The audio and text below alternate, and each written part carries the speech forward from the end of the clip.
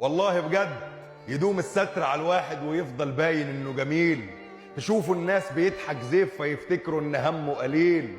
كلام الناس لا بيقدم ولا يأخر ولا بيفرق، فخليهم يزيدوا كلام على الضحكة ولو تمثيل.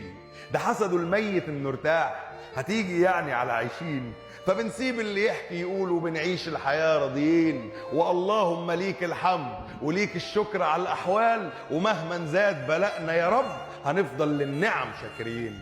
بنتعب لكن ما نقولش، ونزعل بس جوانا، ونطلع بره زي الفل، ونمشي رجولنا شيلانا. ما بنحبش نبان ضعفة عشان الضعف مش لينا، ومش عاوزين همومنا تبان وحد يشيلها ويانا.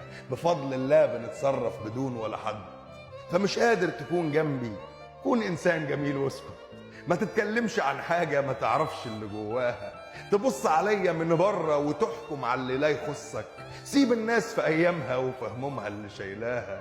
تحس الناس بقت بتخاف تشوفك راضي ولا تمام، يبصوا عليك وايه في ايديك وعندك ايه وليه وبكام. محدش كان معاك واقف وشافك وانت بتحاول تبان مبسوط وبتهزر وتخفي قسوة الايام.